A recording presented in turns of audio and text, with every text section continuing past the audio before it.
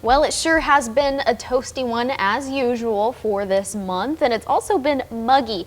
We actually reached a couple of records in Oklahoma in terms of dew points. Here's a look at our indigo sky in Casino and Resort just west of Seneca, Missouri. We've got a couple clouds entering into the picture. This is going to continue to persist heading into this evening. Temperatures right now pretty hefty in the 90s right now. Joplin 95, Stockton you're at 96, Neosho and Anderson at 93, Chanute you're at 95 right now, so we're still staying pretty toasty. The dew points are still pretty up there as well, so it's feeling really muggy outside. We're still in a drought, especially off to our west. This is where the area of concern is the most prominent, but we have calmed down just a hair. Just for example, Wichita was in the exceptional range and is downgraded to the extreme range, which is still pretty significant, but still something that we are thankfully seeing some relief from the rain that we've seen in the past week or two.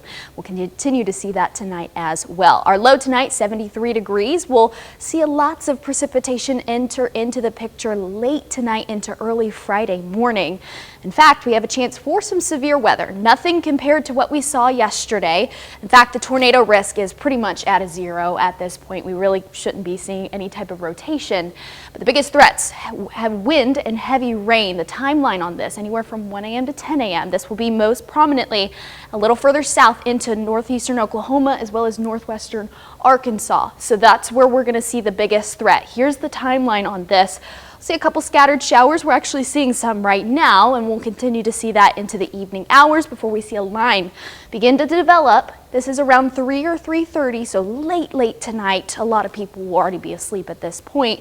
That's going to continue to develop, and on the back end of that, we'll see a line form with that and push through the region. This is going to be very widespread as you head into the morning hours. So if you're on your morning commute to work, that's when it's going to be really prominent, and we'll continue to see those heavy bands of rainfall. So give yourself ample time if you're driving to work early in the morning, but as we head into after about 9 a.m., we'll see that begin to clear out.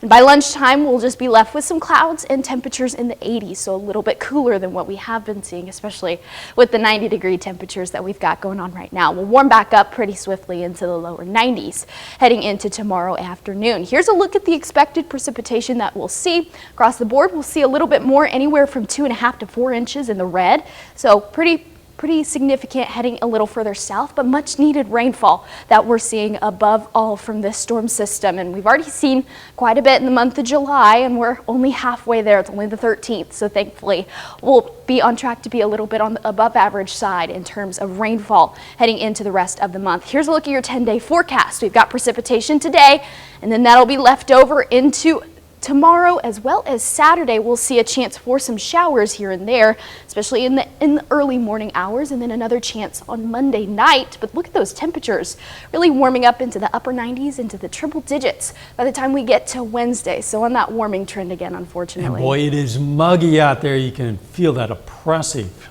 mighty muggy. Some folks had dew points in the 80s. Just crazy. You know, yesterday, my dad's glasses, he stepped outside and they immediately fogged up. That'll happen. Yeah. Thanks, Chloe. Of course.